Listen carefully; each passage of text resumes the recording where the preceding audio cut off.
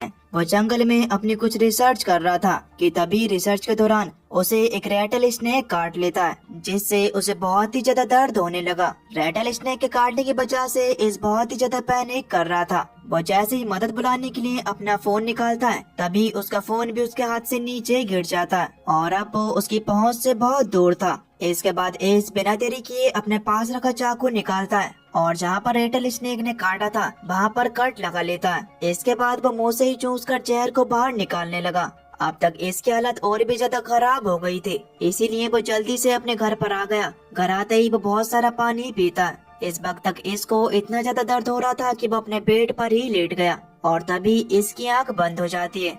फिर जब इसकी आंख खुले तब वो देखता है कि रेटल स्नेक के काटने की वजह से उसका हाथ पूरी तरीके से सूज गया था। इतने में ही वो दोबारा से बेहोश हो गया। इसके बाद उसकी आंख सीधा रात को खुलती है। इस देखता है कि उसके घर के बाहर कुछ लोग हैं। जैसे ही वो इसकी हालत देखते हैं तो वो उसकी मदद किए बिना ही वहाँ से चले जाते हैं। ये बात इसको काफी ज्यादा अजीब लगती है। वो उठने की तो बहुत ज्यादा कोशिश करता है, लेकिन वो उठ नहीं पाता। उसने थोड़ा सा पानी पिया और वो एक बार फिर से बेहोश हो गया।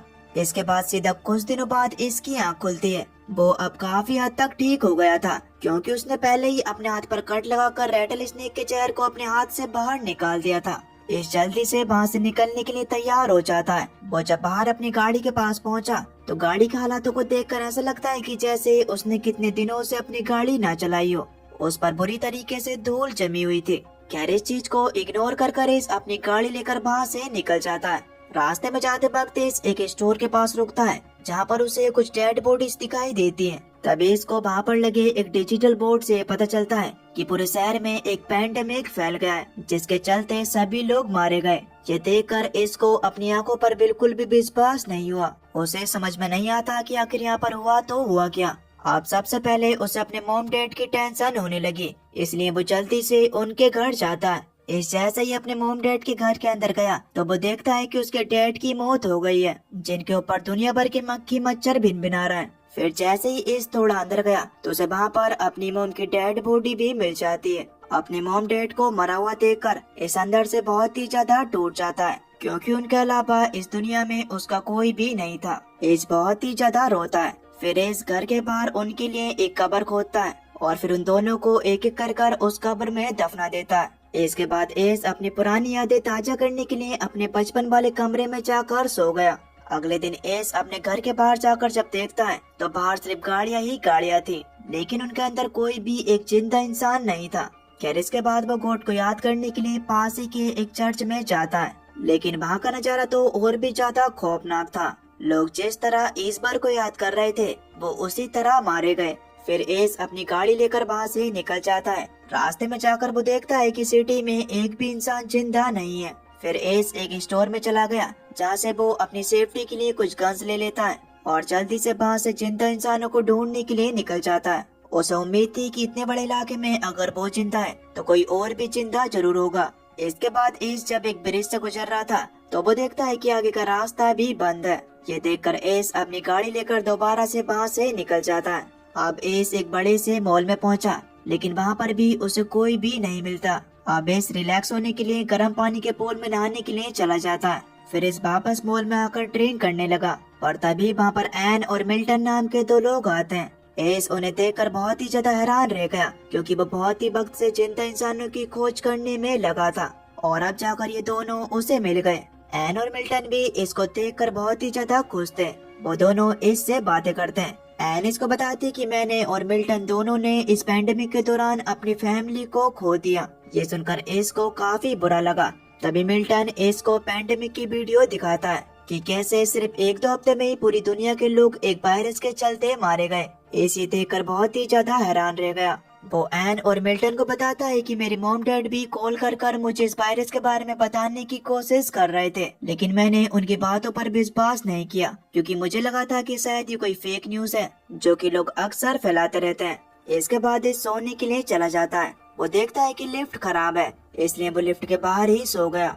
अगले दिन जब इसकी आँख खुलती है तो वो पूरे मॉल में एन और मिल्टन को ढूंढने लगा। तभी उसे एन मिल जाती है, जो कि मॉल में मौजूद नए नए कपड़े ट्राई कर रही थी। एन इस पैंडेमिक से पूरी तरीके से टूट गई थी। वो इससे कहती कि मेरा सिर्फ दिल धड़क रहा है, लेकिन मैं अंदर से मर गई हूँ। एन की ऐसी बातें सुनकर इसको बहुत ही ज्यादा बुरा लगा। इसके बाद एन, मिल्टन और एस तीनों मिलकर एक साथ ब्रेकफास्ट करते हैं। ब्रेकफास्ट के वक्त मिल्टन एस को अपने साथ वहीं रुकने के लिए कहने लगा, लेकिन एस उनके साथ रुकना नहीं चाहता था, क्योंकि उसका मानना था कि यूएसए बहुत बड़ा है और अगर वो 3 लोग जिंदा हैं तो पूरे यूएसए में उसे और भी बहुत सारे लोग मिल सकते हैं। एन ये बातें सुनकर वहाँ से चली जाती है। उसके जाने के बाद मिल्टन इसको समझाने लगा। वो इससे कहता है कि एन को तुम्हारी जरूरत है, इसलिए तुम्हें यहाँ पर रहना चाहिए। साथ ही वो इसको अपने पास रखी एक गन को दिखाते हुए कहने लगा कि अब हमारा यहाँ पर जीने का कोई भी फायदा नहीं है, क्योंकि हम कब तक यहाँ पर जिंदा रह पाएंगे। इसीलिए अच्छा यही है कि हम लोग एक दूसरे को खत्म कर दें। मिल्टन की बातें सुनकर एस ये प्लान बनाता है कि वो एन को भी अपने साथ ले जाएगा, क्योंकि अगर वो मिल्टन के कहने पर चली तो मिल्टन उसे भी मरवा देगा। इसके बाद जब एस एन के पास जाकर उसको अपने साथ चलने के लिए कहता है तो एन उसके साथ जाने से साफ साफ इनकार कर देती है। तभी वो इसके क्लोज आने की कोशिश करने लगी, पर एस उसे अपने आप से दूर कर देता है। इसके बाद वो मॉल को छोड़कर वहाँ से निकल गया, लेकिन तभी तो गन शॉट की आवाज आती है। इसका मतलब यह है कि उन दोनों ने अपने आप को खत्म कर लिया। ये देखकर इसको अपने आप पर बहुत ही ज्यादा गुस्सा आता है। वो गुस्से में बहुत ही तेज स्पीड में गाड़ी चलाने लगा, लेकिन तभी रास्ते में वो देखता है कि रोड पर एक डॉग खड़ा है। उस डॉग को देखकर इसने जल्दी से अपनी गाड़ी रोक ली और फिर वो अपनी गाड़ी से निकलकर उस डॉग के पास चला गया। इस उस डॉग का नाम लकी रखता है, क्योंकि इसको लग रहा था कि वो उसके लिए बहुत लकी है। लकी को देखकर इसको जीने की नई उम्मीद मिल गई थी, इसलिए वो लकी को अपने साथ गाड़ी में बैठा लेता है और वो वहाँ से सीधा एक लाइब्रेरी में आ गया। इस बात से अपने लिए कुछ सर्वाइवल्स की बुक ले लेता है, जो कि उसकी जीने में मदद करेंगी। इसके बाद वो लकी को लेकर वापस से अपने घर आ गया। इस लकी के साथ ही अपनी जिंदगी जीना शुरू कर देता है। ऐसे ही करते करते इसको लकी के साथ रहते रहते अब पूरा 1 साल बीत गया। ये सब अपने आप को बहुत ही ज्यादा अकेला महसूस कर रहा था और उसे अब अपने लिए एक दूसरे इंसान की जरूरत थी। एक दिन जब इस अपने घर आया तब वो देखता है कि लकी किसी को देखकर भौंक रहा है। जैसे ही वो उस तरफ देखता है तो कहीं दूर एक घर से धुआं निकल रहा था। ये देखकर इसके अंदर दोबारा से किसी जिंदा इंसान से मिलने की नई उम्मीद जाग गई थी। इसके बाद इस लकी को लेकर जल्दी से उस घर के पास पहुंचता है, जिसकी चिमनी से उन्हें धुआं निकलता हुआ दिखाई दे रहा था। वहाँ पर एमा नाम की एक लेडी इसको देखकर उसके ऊपर गन पॉइंट कर लेती है। इस एमा को समझाता है कि मैं सिर्फ तुम्हारे घर से थोड़ी दूर रहता हूँ। जब मुझे तुम्हारे घर से धुआं निकलता हुआ दिखाई दिया तब मैं जिंदा इंसान की खोज में तुम्हारे घर तक आ गया। एमा को भी इसकी बातों पर विश्वास हो जाता है, क्योंकि उसने भी काफी वक्त से किसी जिंदा इंसान को नहीं देखा था। फिर एमा इसको अपने घर के अंदर लेकर आती है। वो इसको एक कॉफी बनाकर पिलाती है। इस एमा से उसके बारे में पूछता है, जिस पर एमा इसको बताती है कि मेरे डैड एक आर्मी ऑफिसर थे और मेरी मॉम एक नर्स थी, इसीलिए मुझे सर्वाइवल की सारी स्किल्स आती हैं। एमा की ये बातें सुनकर एस उससे थोड़ा इम्प्रेस हो गया। तभी एमा इसको उसी के घर पर रुकने के लिए कहती है। तभी इस भी एमा के कहने पर उसके घर पर रुक गया। रात में इस एमा को बताता है कि मेरा घर बहुत ज्यादा बड़ा है, जहाँ पर हम दोनों बहुत ही आसानी के साथ रह सकते हैं। इसीलिए एमा अगले दिन ही उसके घर पर रहने के लिए चली जाती है। एमा को इसका घर काफी ज्यादा पसंद आता है, क्योंकि उसके घर के पास काफी मिट्टी भी थी, जहाँ पर वो अपने खाने के लिए कुछ सब्जियां वगैरह उगा सकती है। फिर एमा इसके किचन को देखती है, जहाँ पर बिल्कुल भी खाना नहीं था और साथ ही में वहाँ पर बहुत सी गंदगी फैली हुई थी। इसलिए एस और एमा दोनों खाना लेने के लिए एक सुपरमार्केट चले गए, जहाँ पर एमा खाने के साथ साथ बहुत सारे सब्जियों के बीज भी ले लेती है। इसके बाद वो दोनों वापस से घर आ गए। अब जैसे जैसे वक्त बीतता रहा तो इस फिशिंग करना भी शुरू कर देता है और इसी के साथ साथ एमा भी सब्जियों के पौधे उगाने लगती है। इस वक्त तक एस और एमा एक दूसरे को काफी ज्यादा पसंद करने लगे थे और वो दोनों एक दूसरे के करीब भी आ जाते हैं।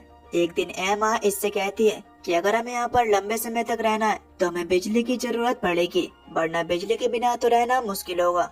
अब इस प्रॉब्लम को सॉल्व करने के लिए इस मार्केट से जाकर कुछ सोलर प्लेट्स ले आता है। उन्हें घर लाने के बाद वो एक एक कर उन्हें अपने घर के ऊपर लगाना शुरू कर देता है, लेकिन ये काम आसान नहीं होने वाला था, उसे काफी वक्त लगेगा। जब इस सोलर पैनल लगा रहा था तो तभी अचानक ही उसका पैर फिसल जाता है और वो छत से नीचे गिर जाता है, जिससे उसकी एड़ी में चोट आ गई। एमा जल्दी से इसको घर के अंदर लाकर उसकी एड़ी की देखभाल करती है। उसी रात जब इस सो रहा था तब एमा अपनी कुछ पुरानी तस्वीरें निकालकर उन्हें देखने लगी। हमें पता चलता है कि एमा पहले शादीशुदा थी और उसकी 2 लड़कियां भी थी। एमा अपनी दोनों बच्चियों की तस्वीरें देखकर थोड़ा इमोशनल हो जाती है। खैर इसके बाद एक दिन जब ये सोलर पैनल सेटअप करने की तैयारी कर रहा था, तभी उसके पास एमा आती है। वो इसको बताती है कि मैं प्रेग्नेंट हूँ। ये जानकर एस काफी ज्यादा परेशान हो गया, क्योंकि वो इस बात से डर रहा था कि उस दुनिया में उसकी देखभाल करने वाला कौन है। ना तो कोई डॉक्टर है और ना ही कोई हॉस्पिटल है। एमा अकेले बच्चे को जन्म कैसे दे पाएगी। इसकी बातें सुनकर एमा उसे बताती है कि मैंने पहले भी बिना डॉक्टर की मदद से अपनी बेटियों को जन्म दिया था और इस बार भी मुझे किसी डॉक्टर की जरूरत नहीं है। इसे जानकर थोड़ा रिलैक्स हो गया। इसके बाद वो जल्दी से लाइब्रेरी जाकर प्रेगनेंसी की कुछ किताबें घर ले आता है। अगले दिन ब्रेकफास्ट के वक्त एमा इससे कहती है कि मुझे प्रोटीन चाहिए, जो सिर्फ मुझे मीट से मिलेगा। एमा की ये बात सुनकर एस अपनी गन लेकर शिकार के लिए निकल जाता है। दूर शहर में जाकर उसे कुछ जानवर दिखाई देते हैं। एस उनमें से एक को शूट करने की कोशिश करने लगा, लेकिन एस उसे मार नहीं पा रहा था, क्योंकि उसके अंदर इतनी हिम्मत तो नहीं है कि वो किसी को मार सके, चाहे तो फिर वो जानवर ही क्यों ना हो। लेकिन फिर भी एस किसी तरीके से अपनी हिम्मत बांधता है और उसे मार देता है। इसके बाद वो उसका मीट लेकर वापस से घर आ गया। एमा मीट को देखकर काफी ज्यादा खुश थी, क्योंकि आज इसने पहली बार शिकार किया था। फिर कुछ दिन की मेहनत के बाद ये सोलर पैनल को भी सेटअप कर देता है, जिससे उसके पूरे घर में लाइट आ गई। ये देखकर एस और एमा दोनों ही बहुत ही ज्यादा खुश थे। उसी रात एमा इसको एक बहुत ही बड़ा चूहा दिखाती है, जो उसको अपने बॉस रूम से मिला था। एमा इसको इस बारे में बता ही रही थी कि तभी उनके घर के बाहर और भी बहुत सारे चूहे आ जाते हैं। उन्हें देखकर एस और एमा उन्हें मारने के लिए जल्दी से घर से बाहर निकल गए। एस जल्दी से अपने घर का सारा कूड़ा बाहर लाकर जला देता है और एमा शूट कर उन चूहों को मार रही थी। लेकिन तभी इसको याद आता है कि सभी चूहे उनके घर में रखी मीट की वजह से आ रहा है, इसीलिए इसने सारे मीट को बाहर लाकर जला दिया और दोनों वापस से घर के अंदर आ गए, क्योंकि बाहर तो बहुत ही ज्यादा चूहे आ गए थे। उन्हें देखकर एस और एमा दोनों अपने घर की खिड़की दरवाजों पर टैप लगाते थे। तभी उन्हें लकी के भौंकने की आवाज सुनाई देती है। वो दोनों देखते हैं कि लकी घर के बाहर ही रह गया है। एस जल्दी से दरवाजा खोलकर लकी को घर के अंदर ले आया, और उसके साथ बहुत सारे चूहे घर के अंदर आ गए थे, जिन्हें एस एक एक कर मार देता है। फिर एमा लकी के चूहे के काटे हुए घावों पर दबा कर देती है। इसके बाद वो दोनों कुछ दिनों तक चूहे से बचने के लिए अपने घर में ही रहने लगते हैं। पर चूहे ज्यादा दिनों तक अपना आतंक नहीं मचा पाते, क्योंकि सड़कों पर अब बिल्लियां आ गई थी। वो सभी चूहों को एक एक कर मार देती हैं। एक दिन एस और एमा देखते हैं कि रोड पर एक भी चूहा नहीं है, इसीलिए इस घर से बाहर निकलकर चूहों को देखने के लिए आ गया, पर उसकी नजरों में एक भी चूहा नहीं आता। ये देखकर एस को काफी ज्यादा खुशी होती है। उसी दिन एमा का लेबर पेन भी शुरू हो जाता है। एस एमा को बच्चा पैदा करने में उसकी मदद करता है। तभी एमा देखती है कि बच्चे के सर के बजाय पहले उसका कंधा बाहर आ रहा है। ये देखकर एमा और मिस को दोनों को काफी ज्यादा घबराहट होने लगी। एस जल्दी से इसके बारे में किताबों में पढ़ने की कोशिश करने लगा, पर एमा इसको रोककर उसे अपना बच्चा सीधा करने के लिए कहने लगी। एस भी ठीक वैसा ही कर रहा था जैसे उसे एमा बोल रही थी, और कुछ ही वक्त में एमा एक छोटी सी बच्ची को जन्म देती है।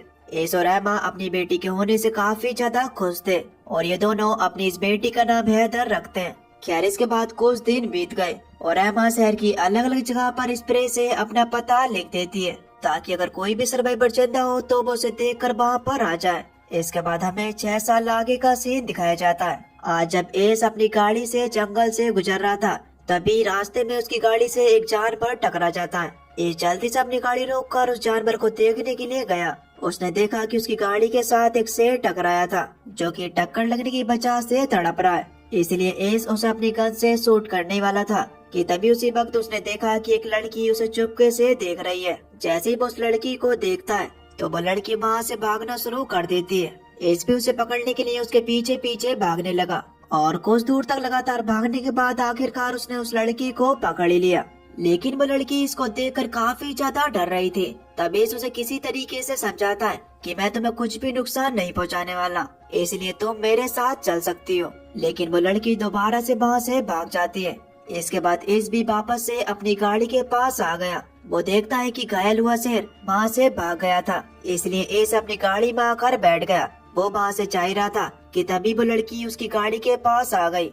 एस उसे खाने के लिए एक सेब देता है, जिसे वो लड़की ले लेती है। इसके बाद वो गाड़ी की पीछे वाली सीट पर जाकर बैठ गई। फिर एस भी उस लड़की को अपने घर ले आता है। घर में आने के बाद एस और एमा उस लड़की को अपने घर ले जाने की कोशिश करने लगे, लेकिन वो लड़की इतना ज्यादा घबराई हुई थी कि वो नीचे आने तक का नाम नहीं ले रही थी। इस वक्त तक हमें पता चलता है कि हैदर के बाद एमा का एक और बच्चा हो गया है, जो कि एक लड़का है जिसका नाम एलेक्स है, और अभी तो एमा का एक और बच्चा होने वाला है। फिर एस और एमा दोनों घर के अंदर आ गए, जहाँ पर हम 2 और सर्वाइवर को देखते हैं जिनका नाम जॉर्ज और मुरीन है। ये दोनों काफी वक्त से एस और एमा के साथ रह रहे थे।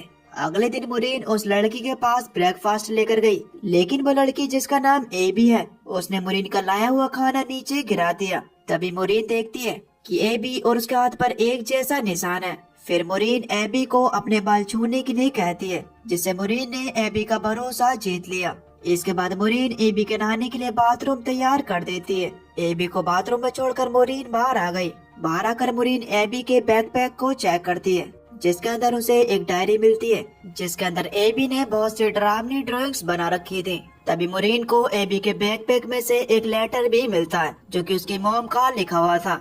मुरीन उस लेटर को बाकी लोगों के सामने पढ़ती है, जिसके अंदर उन्हें पता चलता है कि एबी की इस हालत के जिम्मेदार उसके डैड थे, क्योंकि उन्होंने एबी को बहुत ज्यादा टॉर्चर किया था। पहले तो एबी की मॉम एबी को अपने डैड से बचाती थी, पर कुछ वक्त बाद एबी की मॉम की मौत हो गई। इस लेटर को पढ़कर सभी की आंखों में आंसू आ जाते हैं। फिर मुरीन एबी को सोने के लिए उसका खुद का कमरा देती है। दूसरी तरफ हम एमा को देखते हैं, जिसने एक और लड़के को जन्म दिया है, जिसका नाम एस और एमा ने जॉय रखा। एक दिन सभी लोग अपने घर के बाहर बैठे थे, तभी इसके लगाए हुए ट्रैप में हलचल होने लगी, जिसे सुनकर सभी लोग सतर्क हो जाते हैं। फिर एस और बाकी के लोग अपनी गन्स लेकर जंगल में देखने के लिए जाते हैं, जहाँ पर उनका सामना 3 और नए सर्वाइवर से हुआ, जिनका नाम था मॉली, एजरा और जीन। साथ ही उनके साथ एक रैफ नाम का छोटा सा लड़का भी था, जो एजरा और जीन का बेटा है। उन सर्वाइवर्स को एमा अपने घर लेकर आती है। वो उन सभी सर्वाइवर्स से कहती है कि हमारे घर के पास एक दूसरा घर भी है, जहाँ पर तुम रह सकते हो। लेकिन इसको एमा की यह बात बिल्कुल भी पसंद नहीं आती, क्योंकि उसे मॉली और उसके साथ आए नए सर्वाइवर ठीक नहीं लग रहे थे। पर एमा के समझाने पर इस भी उन्हें अपनी कम्युनिटी में शामिल करने के लिए मान गया, लेकिन इसको अभी भी उन सर्वाइवर्स पर शक था। इसके बाद हमें अगले दिन का सीन दिखाया जाता है, जहाँ पर एस बाकी लोगों को लेकर शहर में खाना इकट्ठा करने के लिए जाने वाला था। जाने से पहले एस इन सभी को अपने रूल समझाता है। वो कहता है कि जैसे ही तुम्हारे बैग्स बढ़ जाएंगे तो तुम सीधा गाड़ियों के पास आ जाओगे, क्योंकि रूल्स के हिसाब से हमें रात होने से पहले वापस से घर आना है। सभी इसकी बात समझ गए। तभी मॉली इसके पास आती है और उससे कहती है कि मैं एक मेडिकल स्टूडेंट हूँ, इसीलिए मैं हॉस्पिटल में जाकर कुछ दवा इकट्ठा करूंगी, जो कि आगे चलकर हमारे काम आएंगे। लेकिन इसने मॉली के हॉस्पिटल जाने से साफ मना कर दिया, क्योंकि उसका ऐसा मानना था कि वहाँ पर बहुत सारे जंगली जानवर हैं, जो कि मॉली को नुकसान पहुँचा सकते हैं। खैर, इसके बाद ही सभी लोग खाना इकट्ठा करने के लिए सिटी में पहुंच गए। एस और एजरा एक स्टोर में जाकर खाना इकट्ठा करना शुरू कर देते हैं। दूसरी तरफ जीन एक शॉप में जाकर शराब की बोतल ढूंढ रही थी, और कुछ ही वक्त में उसे वो बोतल मिल भी जाती है। उधर मॉली इसके मना करने के बावजूद भी हॉस्पिटल में चली गई थी, जहाँ पर उसका सामना एक जंगली कुत्ते से हो जाता है। मॉली जल्दी से वहाँ पर मौजूद एक फायर एक्सटिंग्विशर उठाकर उस कुत्ते के ऊपर स्प्रे कर देती है, जिससे डरकर वो कुत्ता वहाँ से भाग गया। इसके बाद मॉली जल्दी से वहाँ पर मेडिसिन वाला रूम ढूंढना शुरू कर देती है, जहाँ पर उसे बहुत सी मेडिसिन मिल गई थी। उन्हें लेकर मॉली वापस से एस और बाकी लोगों के पास आ जाती है। यहाँ ये लोग भी जल्दी वापस घर आ गए थे। अब तक एस को ये विश्वास हो गया था कि मॉली और उसके साथ के लोग बुरे नहीं हैं, बल्कि वो भी उनके साथ मिलकर एक अच्छी सी जिंदगी जीना चाहते हैं। खैर, एक रात सभी लोग बॉनफायर के पास बैठकर मजे कर रहे थे। तभी जेन उन सभी को गाना सुनाती है, जो उन सभी को काफी ज्यादा पसंद आता है। इसके बाद वो सभी लोग अपने अपने रूम में जाकर सो जाते हैं, क्योंकि रात काफी ज्यादा हो गई थी। अगले दिन सुबह मॉली ने देखा कि जेन की हालत बहुत ही ज्यादा खराब है, क्योंकि कल रात उसने सभी के सोने के बाद बहुत ज्यादा शराब पी ली थी। तभी जेन मॉली को बताती है कि मैं दोबारा से प्रेग्नेंट हो गई हूँ और मैं नहीं चाहती कि ये बच्चा पैदा हो। जेन की बातें सुनकर किसी तरीके से मॉली उसे शांत कराती है और समझाती है कि तुम्हें इस बच्चे को जन्म देना ही होगा, क्योंकि हमें पॉपुलेशन बढ़ानी है। ये बच्चा हमारे लिए बहुत ही ज्यादा जरूरी है। खैर, अब इसी तरीके से वक्त बीतना शुरू हो गया और कुछ ही महीनों बाद जेन एक बच्चे को जन्म देती है, उस वक्त जॉर्ज और मोरिन को भी एक बच्चा होता है जिसका नाम वो क्रिस्टीन रखते हैं। खैर इसके बाद कहानी में आगे 14 साल का सीन दिखाया जाता है जहाँ पर आज कम्युनिटी के सभी लोग हैदर का 14th बर्थडे मना रहे थे। अब जोय भी काफी बड़ा हो गया था जिसे अपने डैड की तरह किताबें बहुत पसंद थी, इसलिए एस अक्सर जोय को लाइब्रेरी में लेकर जाता रहता था। एक दिन बाहर बहुत ही तेज तूफान आता है, इसलिए एस जोय को जल्दी से घर ले आता है। तभी वो देखता है कि लकी घर पर नहीं है, इसीलिए जब एस लकी को देखने के लिए तूफान में घर से बाहर गया तभी वो देखता है कि एक पेड़ का तना लकी के ऊपर गिरा हुआ है और उसकी वहीं पर मौत हो चुकी थी। ये देखकर एस अंदर से बहुत ही ज्यादा टूट गया था क्योंकि लकी ही इस दुनिया में उसका सबसे पहला दोस्त था। उसके साथ ही रहकर उसने अपने आप को सरवाइव करना सिखाया। लकी उसके लिए वाकई में ही लकी था। जिस वक्त उसे कोई भी समझने वाला नहीं था तब लकी ने उसे जीने की उम्मीद दी थी। इसके बाद एस और बाकी के लोग लकी को अपने घर के पास दफना देते हैं। खैर एक दिन एस बाकी के बच्चों को देखने के लिए जाता है। वो देखता है कि एबी और जॉय दोनों ही अपने घर के बाहर खेल रहा है। तभी उसी वक्त वहाँ पर उसकी नजर एक शेर पर जाती है जो जॉय पर हमला करने वाला था। उसी वक्त इस जॉय को बचाने के लिए जल्दी से शेर के सामने आ गया, पर शेर इस पर भारी पड़ रहा था। वो इसको अपने पंजों पर घायल करना शुरू कर देता है। उस वक्त वहाँ पर एबी भी थी और आज वो पहली बार इसको बचाने के लिए चिल्लाना शुरू कर देती है। एबी के चिल्लाने की वजह से सभी लोग इसको बचाने के लिए वहाँ पर आ जाते हैं। वो मिलकर इसको अपने बनाए हुए हॉस्पिटल में ले जाते हैं। अब क्योंकि मोली एक मेडिकल स्टूडेंट थी इसलिए वो जल्दी से इसका इलाज करना शुरू कर देती है।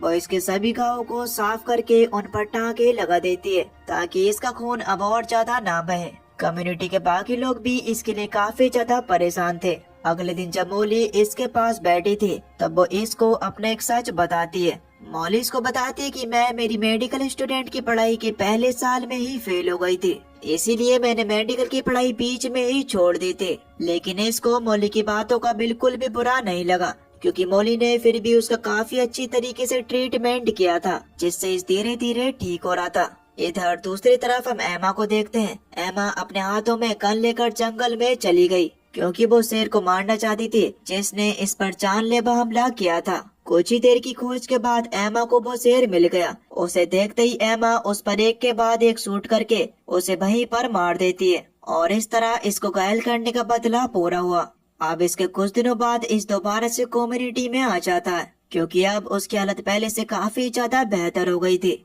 और इसको देखकर सभी लोग बहुत ही ज्यादा खुश थे। खैर इसके बाद कहानी पूरे 17 साल आगे जाती है जहाँ कम्युनिटी के सभी बच्चे बड़े हो गए थे, पर इस वक्त तक इसका बड़ा भाई एलेक्स अपने छोटे भाई जोय से काफी ज्यादा चलता था क्योंकि उसे लगता था कि उसके डैड इस सबसे ज्यादा प्यार जोय से करते हैं। दूसरी तरफ हैदर और रैफ दोनों एक दूसरे के साथ रिलेशनशिप में आ गए थे और वो दोनों अपना ज्यादातर समय एक दूसरे के साथ ही बिता रहे थे। उसी रात एमा इसको बताती है कि हैदर रैफ के साथ बाहर की दुनिया को एक्सप्लोर करना चाहती है, लेकिन एस हैदर को अकेले अपनी कम्युनिटी से बाहर जाने की परमिशन नहीं देता क्योंकि उसे लग रहा था कि हैदर और रैफ दोनों अभी छोटे हैं, इसलिए वो दोनों अकेले खुद को बाहर नहीं संभाल पाएंगे। पर एमा की सोच इससे बिल्कुल अलग थी। वो इससे कहती है कि जब मैं तुमसे पहली बार मिली थी तब मैंने भी बिना कुछ सोचे समझे तुम्हारे साथ रहने का फैसला किया था, इसीलिए अब तुम्हें भी हैदर को उसकी जिंदगी को उसके तरीके से जीने की परमिशन दे देनी चाहिए। इसको भी एना की बात कहीं न कहीं सही लगती है। अगले दिन हैदर और रैफ दोनों यहाँ से जाने के लिए अपना सारा जरूरी सामान गाड़ी में पैक कर लेते हैं। वो दोनों वहाँ से जाने से पहले सभी को विश्वास दिलाते हैं कि हम लोग अगली सर्दियों में वापस आ जाएंगे। और इतना कहने के बाद हैदर और रैफ गाड़ी लेकर दुनिया को अकेले ही एक्सप्लोर करने के लिए निकल गए। दूसरी तरफ अंदर एबी सभी के लिए खाना बना रही थी। तभी वो देखती है कि सारा पानी खत्म हो गया है। ये देखकर एबी काफी ज्यादा पैनिक करने लगी। फिर एस, जॉर्ज और जॉय तीनों पानी के टैंक के पास जाते हैं। वो देखते हैं कि नदियों के पास वाला पानी पूरी तरीके से सूख गया है और जिस पाइप से उन तक पानी आता था वो भी जंग लगने की वजह से लीक हो गया है। अब तभी उन तीनों की नजर कुछ सर्वाइवर्स की गाड़ियों पर पड़ी, जो सर्वाइवर्स भी उन तीनों को देख लेते हैं। इसको लग रहा था कि ये सर्वाइवर्स उनकी कम्युनिटी के लिए खतरा भी हो सकते हैं, इसलिए वो जॉय और जॉर्ज को लेकर जल्दी से वापस से अपने घर आ गया। वो यहाँ पर जल्दी से सभी को उन सर्वाइवर्स के बारे में बता देता है। अब इससे पहले कि एस और बाकी के लोग कुछ समझ पाते, इतने में ही वो सर्वाइवर्स उन्हें ढूंढते हुए उनकी कम्युनिटी तक पहुँच जाते हैं। इस जल्दी से उन सभी सर्वाइवर्स को गन पॉइंट पर ले लेता है, क्योंकि वो किसी भी प्रकार की मुसीबत मोल लेना नहीं चाहता था। तभी उन सर्वाइवर का लीडर चार्ली एस को एक पानी की बोतल देता है और उसे कहता है कि मुझे पता है कि तुम्हारे पास अब पानी नहीं है, लेकिन हमारे पास काफी सारा पानी है और साथ ही में हमारे पास कुआं खोदने की मशीन भी है, जिससे तुम्हारी पानी की सारी दिक्कतें दूर हो जाएंगी। अब यहाँ पर एमा और इसको भी कहीं न कहीं ये लग रहा था कि उन्हें चार्ली और उनके लोगों को अपनी कम्युनिटी में रख लेना चाहिए, क्योंकि चार्ली और उसके लोग कुआं खोदने में उनकी मदद कर सकते हैं। इसीलिए इस चार्ली और उसके लोगों को अपनी कम्युनिटी में ले आया। चार्ली और उसके लोगों को अपनी कम्युनिटी में शामिल करने के बाद एस चार्ली से पूछने लगा कि आखिर तुम अपनी मशीन से कुआं कितने वक्त में खोद सकते हो, जिस पर चार्ली उन्हें बताता है कि हमें इसमें 72 घंटे का वक्त लगने वाला है। ये सुनकर एस और एमा काफी ज्यादा खुश हो गए। खैर इसके बाद अगले दिन से ही चार्ली कुएं खोदने का काम शुरू कर देता है। इसके बाद रात के खाने के लिए चार्ली और इस दोनों जंगल में शिकार के लिए चले गए। तभी इसकी नजर एक हिरन पर जाती है। वो हिरन को शूट करने वाला था कि तभी इसके पीछे मौजूद चार्ली हिरन को शूट करके उसे वहीं पर मार देता है, जिससे एक वक्त के लिए तो इस थोड़ा घबरा गया था।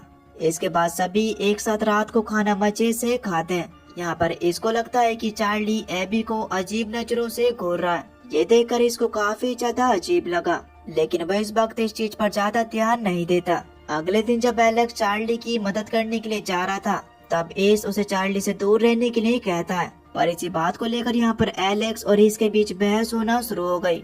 आज एलेक्स ने इस पर अपना गुस्सा निकाल ही दिया। वो इससे कहता है कि आप तो मुझसे ज्यादा जोई को प्यार करते हो। इतना कहने के बाद एलेक्स चार्ली के साथ काम करने के लिए चला गया।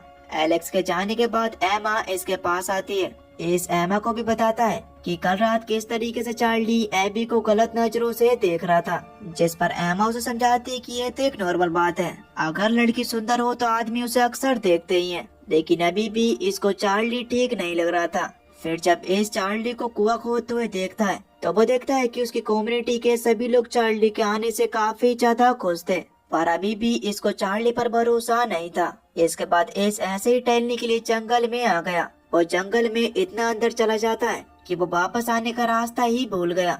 अब काफी रात भी हो गई थी।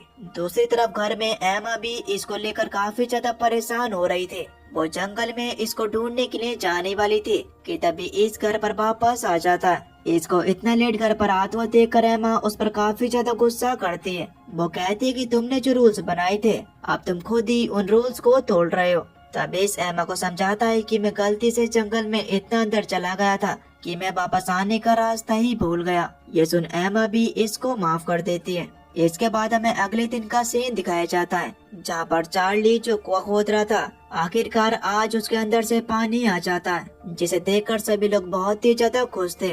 तभी इस चार्ली के पास जाकर उसे कहता है कि अब तुम्हारा काम खत्म हो गया, इसलिए अब तुम्हें अपने लोगों को लेकर यहाँ से चले जाना चाहिए। पर चार्ली साफ साफ उससे कह देता है कि जैसा मैंने सोचा था ये जगह उससे काफी ज्यादा अच्छी है, इसलिए मैं इस जगह को छोड़कर तो यहाँ से कहीं पर भी नहीं जाऊंगा। चार्ली की ऐसी बातें सुनकर इस काफी ज्यादा हैरान रह जाता है, क्योंकि उसे मन ही मन लग रहा था कि चार्ली यहाँ पर रहने के पीछे कोई न कोई मतलब जरूर छुपा रहा है। उसी रात कम्युनिटी के सभी लोग पानी मिलने की खुशी में पार्टी कर रहे थे। इस पार्टी के अंदर सभी लोग चार्ली के नाम के नारे लगाने लगे, जो बात इसको बिल्कुल भी पसंद नहीं आती है। इसलिए इस बात से अपने घर के अंदर चला जाता है। उधर पार्टी में एलेक्स भी चार्ली के साथ आई अपनी उम्र की लड़कियों के साथ क्लोज आने की कोशिश कर रहा था। फिर पार्टी के बाद सभी लोग अपने अपने घरों में सोने के लिए चले जाते हैं। परेश अभी भी अपनी बालकनी में ही खड़ा था। तभी उसे अपने घर के पीछे से किसी के बोलने की आवाज सुनाई देती है।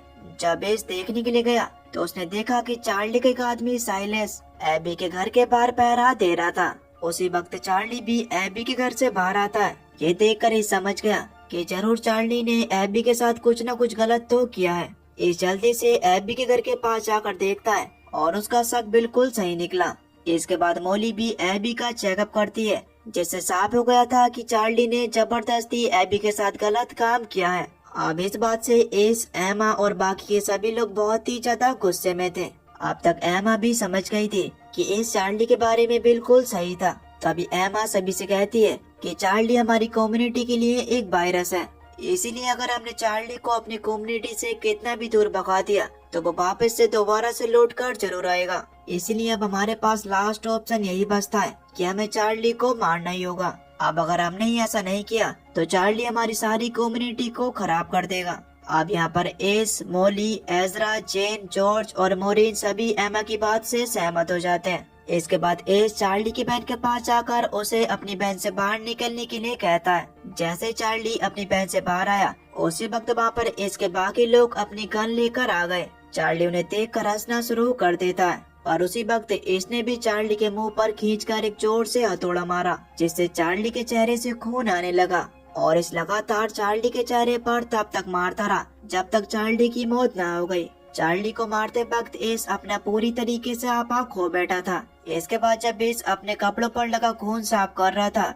उस वक्त उसे अपने आप पर ही बहुत ही ज्यादा गुस्सा आता है। उसे चार्ली को मारकर बहुत ही ज्यादा गिल्टी फील हो रही थी, पर तभी एमा उसके पास आकर उसे बताती है कि तुमने जो भी किया बिल्कुल सही किया। खैर इसके बाद कम्युनिटी के लोग चार्ली की बॉडी को समुद्र में फेंक देते हैं। अगली सुबह जेन चार्ली की वाइफ को बताती है कि चार्ली कम्युनिटी को छोड़कर चला गया है और वो ऐसी जगह पर गया है कि वो अब तुम्हें नहीं मिलने वाला। उसकी बातों से चार्ली की वाइफ भी समझ गई थी कि उन्होंने चार्ली को मार दिया है, लेकिन चार्ली की मौत से उसे बिल्कुल भी दुख नहीं होता क्योंकि वो खुद चार्ली से अपना पीछा छुड़ाना चाहती थी। इसके बाद एस, एमा और बाकी के सभी लोग चार्ली के खास आदमी साइलेस को अपनी कम्युनिटी से जाने के लिए कहते हैं, क्योंकि उस दिन वो चार्ली के कहने पर एबी के घर के बाहर पहरा दे रहा था। ये लोग सिर्फ उसे ही जाने को कह रहे थे। बाकी के चार्ली के साथ के जितने भी लोग थे वो उन्हें वहीं पर रखने वाले थे, क्योंकि वो लोग चार्ली से काफी ज्यादा तंग आ गए थे। चार्ली का खास आदमी साइलेस बाकी के सभी लोगों को भी अपने साथ चलने के लिए कहता है, लेकिन कोई भी एस और एमा की कम्युनिटी को छोड़कर जाना नहीं चाहता, इसीलिए उसे अकेले ही वहाँ से जाना पड़ा। खैर अब तभी इसके पास एलेक्स आकर उससे चार्ली के बारे में पूछने लगा, जिस पर एस एलेक्स को बताता है कि चार्ली हमारी कम्युनिटी से बहुत दूर जा चुका है, अब वो कभी भी हमारे पास नहीं आने वाला। ये चीज एलेक्स को बहुत ही ज्यादा अजीब लगती है। खैर अब इसी तरीके से उस पैंडेमिक को पूरे 20 साल गुजर जाते हैं और इस वक्त जॉय ने एक उड़ने वाली साइकिल की इन्वेंशन की थी, जिसकी खुशी में आज सभी लोग पार्टी कर रहे थे। लेकिन इस चीज से एलेक्स बिल्कुल भी खुश नहीं था, क्योंकि इस कम्युनिटी के जितने भी लोग थे वो ज्यादातर जॉय की तारीफ करते थे और उसे कोई भी पूछता तक नहीं था। उसी रात जब एस जॉय को बुक पढ़ना सिखा रहा था तभी वो देखता है कि जॉय को बुखार आ रहा है, लेकिन यहाँ सिर्फ जॉय को ही बुखार नहीं था बल्कि कम्युनिटी के और भी बहुत सारे लोग बीमार हो रहे थे। ये कोई नॉर्मल बीमारी नहीं थी बल्कि ये एक वायरस था। इससे इन्फेक्टेड होने वाले व्यक्ति को बहुत ही तेजी के साथ बुखार हो रहा था। अब ऐसे हालात देखकर मोली उन सभी का ट्रीटमेंट कर रही थी। तभी यहाँ एस भी मोली के पास आकर बाकी के बीमार हुए लोगों को देखने के लिए आता है। यहाँ पर मोली इसको बताती है कि ये वायरस ठीक 20 साल पहले पुराने पैंडेमिक की तरह है। ये सुनकर इस बहुत ही ज्यादा घबरा गया क्योंकि जॉय भी बीमार था। अगले दिन एस और एमा जॉय के कमरे में थे कि तभी हैदर भी वापस आ जाती है, लेकिन जॉय की हालत अभी भी वैसी ही थी। हैदर अपने डैड को गले लगाकर बहुत ही ज्यादा रोती है क्योंकि सफर के दौरान उसने रैफ को खो दिया था। इसके बाद हैदर जॉय के साथ जाकर सो जाती है क्योंकि वो जॉय से बहुत ही वक्त बाद मिली थी। इसके बाद एस अपने शहर से दूसरे शहर जाने का प्लान बना लेता है क्योंकि उनके पास इस वायरस की कोई भी अच्छी सी दवा नहीं थी। इसी वजह से एस अपनी गाड़ी लेकर ब्रिज के पास पहुंच गया जो कि आगे से बंद था, लेकिन एस किसी तरह बीच में से एक रास्ता निकालकर अपनी साइकिल से दूसरे शहर में चला जाता है। इस जल्दी से मेडिकल रूम को ढूंढकर वहाँ से जरूरत की सारी दवाइयाँ उठा लेता है और इसके बाद वापस से अपने घर आ जाता है। दूसरी तरफ हम हैदर को देखते हैं जो कि रैफ की मॉम जीन और रैफ के डैड एजरा के साथ बैठी हुई थी। हैदर उन दोनों को रैफ के साथ किया हुआ इसके बारे में बताने लगी। वो कहती है कि पहले हमने ये प्लान बनाया था कि हम सिर्फ नॉर्थ की तरफ जाकर दुनिया को एक्सप्लोर करेंगे, लेकिन तभी मैंने और रैफ ने इंसानों को ढूंढने का प्लान बनाया, इसीलिए हम सर्दियों तक घर वापस नहीं आ पाए। लेकिन वो ढूंढने के बाद भी हमें कोई भी इंसान नहीं मिला, इसीलिए हम दोनों एक जगह पर कुछ दिनों के लिए कैंप लगाकर वहाँ पर रुक गए और इस वक्त तक हमने वापस आने का प्लान भी बना लिया था। और एक दिन हमारे कैंप के पास एक अनजान आदमी आ गया जो हमसे खाना मांग रहा था। दरअसल ये भाई साइलेस था जिसे इसने अपनी कम्युनिटी से बाहर निकाल दिया था, लेकिन इस चीज के बारे में हैदर और रैफ को उस वक्त पता नहीं था। साइलेस यहाँ पर बिना बात कही रैफ पर हमला कर देता है। तब रैफ किसी तरीके से उससे अपने आप को छुड़ाने लगा। इनकी इस लड़ाई के बीच साइलेस रैफ को चाकू मार देता है ये देखकर हैदर को बहुत ही ज्यादा गुस्सा आ गया और वो साइलेंस को एक कुल्हाड़ी से मार देती है। पर अब तभी थोड़ी देर में रैफ ने भी अपना दम तोड़ दिया था। ये देखकर हैदर बहुत ही ज्यादा रोने लगी, लेकिन अब वो कर भी क्या सकती थी। इसके बाद हैदर ने रैफ की वहीं पर ग्रेव बना दी और इसके बाद वो खुद वापस से कम्युनिटी में आ गई। हैदर की ये बातें सुनकर जीन और एजरा दोनों ही अपने बेटे की मौत से बहुत ही ज्यादा दुखी थे। दूसरी तरफ हम जॉय को देखते हैं, जिसकी हालत अब और ज्यादा नाजुक थी। तभी इस भी सिटी से दवा लेकर जॉय के पास आ जाता है। वो जॉय को अपनी इम्यूनिटी देने की कोशिश करता है, पर हैदर ने ऐसा करने से साफ साफ मना कर दिया, क्योंकि इससे हैदर की जान को भी खतरा था। इसलिए इस जल्दी से जॉय को मोली के पास लेकर गया, जहाँ पर बाकी के बीमार लोग थे। मोली इससे जॉय को ठंडे पानी में ले जाने के लिए कहती है, क्योंकि जॉय का शरीर बुखार से बहुत ही ज्यादा गर्म हो गया था। इसीलिए इस जल्दी से जॉय को ठंडे पानी से भरे टब में सुला देता है। इसके बाद अगले कुछ दिनों में कम्युनिटी के जितने भी लोग बीमार हुए थे, वो सभी लोग अब धीरे धीरे कर ठीक होने लगते हैं। लेकिन जॉय की हालत अभी भी बहुत ज्यादा खराब होती चली जा रही थी। अब लगातार तबीयत खराब होने की वजह से कुछ वक्त में ही जॉय की मौत हो जाती है।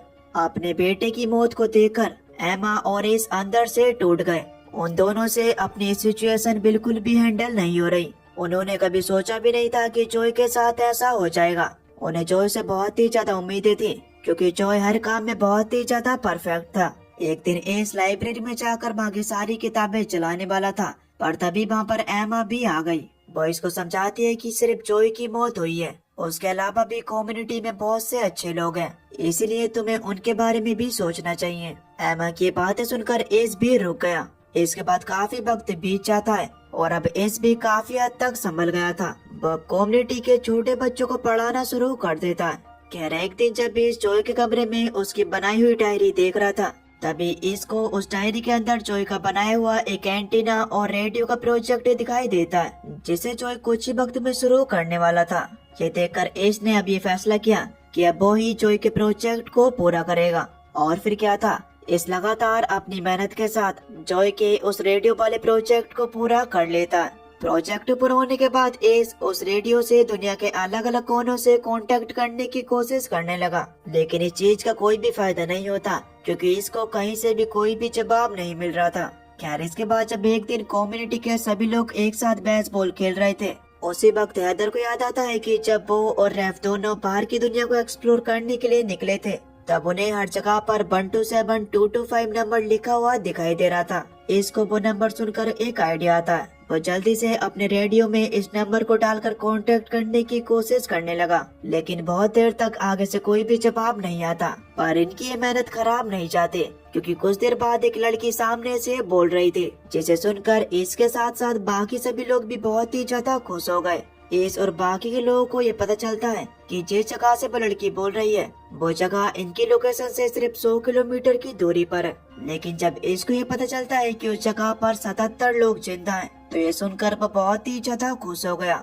दूसरी तरफ की बातों से इसको ये पता चल रहा था कि जो लोग भी उनसे बात कर रहे हैं वो अच्छे लोग हैं। खैर इसके बाद उस पैंडेमिक को पूरे 50 साल बीत जाते हैं, जहाँ पर एस अब काफी ज्यादा बूढ़ा हो गया था। तभी हम इसके साथ एक लड़के को देखते हैं, जिसका नाम जैक है, जो कि और कोई नहीं बल्कि हैदर का बड़ा बेटा है। साथ ही में हमें एक बहुत ही बड़ी कम्युनिटी को दिखाया जाता है, जहाँ पर अब काफी सारे लोग रहते हैं और आगे के कुछ सालों में यही लोग अपनी इस पॉपुलेशन को बढ़ाने वाले हैं। इस तरह दुनिया वापस से उजागर हो जाएगी। और बस दोस्तों, इसी सीन के साथ ये सीरीज यहीं पर खत्म हो जाती है। तो आपको ये सीरीज कैसे लगी हमें नीचे कमेंट्स में जरूर बताना। तो चलिए मैं मिलता हूँ आपको एक न्यू इंटरेस्टिंग वीडियो में। तब तक के लिए खुश रहिए और अपना ख्याल रखिए।